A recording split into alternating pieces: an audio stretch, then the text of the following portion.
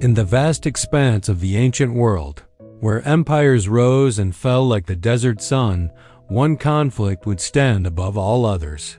A clash of titans, a confrontation so colossal it would be immortalized in stone and myth for millennia. This is the story of the Battle of Kadesh, a day when two of the Bronze Age's greatest superpowers, the Egyptian Empire and the Hittite Empire, met in a cataclysmic struggle for dominance. Over 60,000 warriors and 6,000 chariots converged on a single plain, making it one of the largest battles in recorded history up to that point. It was a contest of wills between two legendary kings, the ambitious young Pharaoh Ramses II and the cunning Hittite ruler Muwatalli II. Their legacies and the fate of the Near East would be forged in the crucible of war. By the 13th century BCE, the world stage was dominated by two colossal powers. In the south, along the fertile banks of the Nile, the Egyptian New Kingdom stood as a beacon of civilization, art, and divine power. Its pharaohs were considered living gods, commanding vast resources and a disciplined professional army.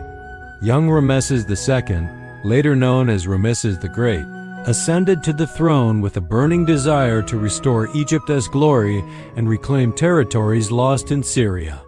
He was a master of propaganda, a prolific builder, and a formidable warrior, eager to prove his might. To the north, in the rugged highlands of Anatolia, the Hittite Empire had grown into a formidable military machine. Masters of ironworking and chariot warfare, the Hittites were a pragmatic and expansionist people. Their king, Muwatalli II, was a shrewd strategist, ruling a diverse and often fractious empire with a firm hand. The contested region of Amurru, a vassal state nestled between their spheres of influence, became the flashpoint. When Amurru defected to the Egyptian side, Muwatalli knew a confrontation was inevitable. He began to secretly gather a massive coalition army, drawing troops from across his 17 vassal states, preparing for a decisive blow against the overconfident pharaoh. In the spring of 1274 BCE, Ramses II marched his army out of Egypt. It was a magnificent sight. 4 divisions, each named after a primary deity, Amun, Ra, Ptah, and set totaling over 20,000 men. The divisions marched a day apart, a long, snaking column of infantry and chariots stretching for miles across the desert.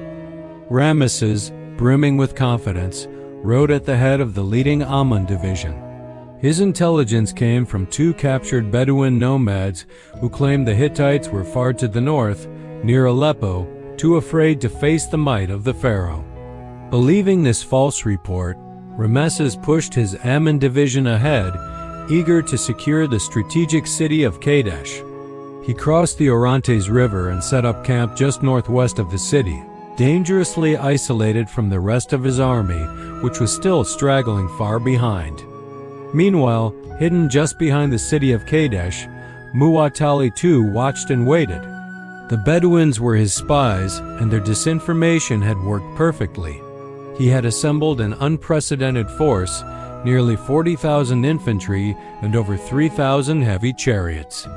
Unlike the lighter, 2-man Egyptian chariots designed for archery, the Hittite chariots were heavy platforms carrying a driver and 2 warriors armed with spears. They were built for shock and impact. Muwatalli's plan was brilliant in its simplicity and audacity. He would let the pharaoh's lead division cross the river and make camp, then unleash his entire chariot corps in a sweeping surprise attack, aiming to smash the isolated division before the rest of the Egyptian army could arrive. It was a massive gamble, designed to annihilate the pharaoh and his elite troops in a single devastating stroke. As the Amun division settled into their fortified camp, 2 more Hittite spies were captured. Under interrogation, they revealed the horrifying truth. Muwatalli's entire army was not in Aleppo, but was hidden just across the river, poised to strike. Panic rippled through the Egyptian command. Ramesses had walked directly into a trap. But it was too late. Just as the warning was raised, the ground began to tremble. A storm of Hittite chariots, 2,500 strong, burst from their concealment, forded the Orontes River, and crashed into the flank of the 2nd Egyptian Division, the Rad Division, which was still on the march. The unprepared infantry scattered in terror. The Hittite force didn't slow down. They smashed through the Rad Division and wheeled directly toward Ramesses' unprepared camp. The chariot wave slammed into the camp's wooden shields, splintering defenses and pouring into the heart of the Egyptian position. Chaos erupted. Tents were trampled, soldiers were cut down, and the organized Egyptian force dissolved into a panicked mob. In the center of the swirling chaos, Ramesses II found himself surrounded, his elite guard shattered, his army on the brink of complete annihilation. It was in this moment of supreme crisis that the pharaoh's legend was born. According to his own accounts, he prayed to the god Amun, who he claimed answered him directly, filling him with divine strength. Alone, or with only a handful of loyal bodyguards, Ramesses mounted his personal chariot, Victory in Thebes, and charged headlong into the fray. He cut a path through the Hittite ranks, his arrows flying true, rallying his scattered troops by sheer force of will. He executed 6 separate charges into the enemy's flank. His desperate counterattack was aided by a crucial mistake by the Hittites. Believing the battle won, many of their charioteers had dismounted to loot the rich Egyptian camp, breaking their momentum and discipline. At this critical juncture, a force of Egyptian reinforcements, the Niran troops from Amurru, arrived unexpectedly on the battlefield and struck the Hittite rear. Caught between the pharaoh's furious charges and the fresh troops, the Hittite attack faltered and broke. The tide had turned, but the battle was far from over. The surprised Hittites were driven back toward the Orontes River, with many drowning as they tried to escape. Ramesses had saved his division from destruction, but his army was still fractured and exhausted.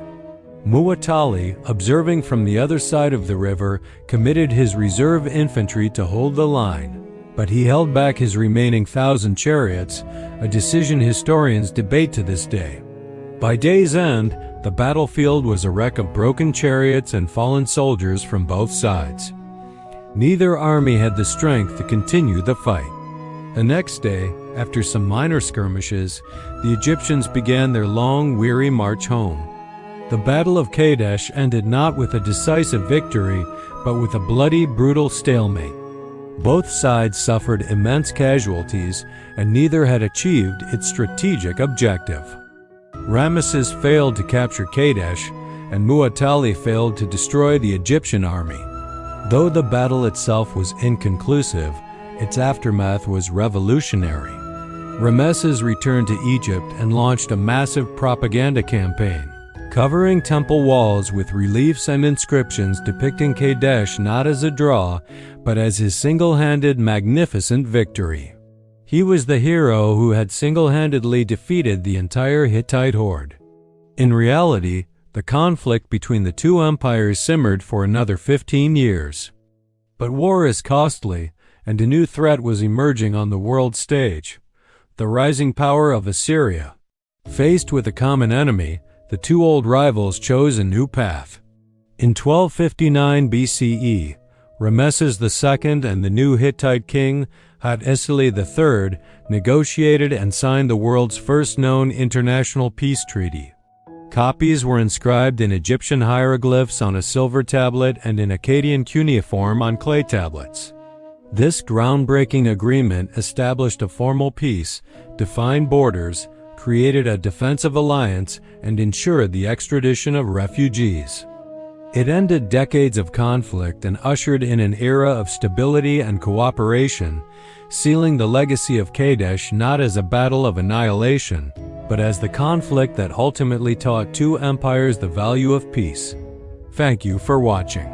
If you enjoyed this journey into ancient history, please like, subscribe, and hit the notification bell for more stories from our incredible past.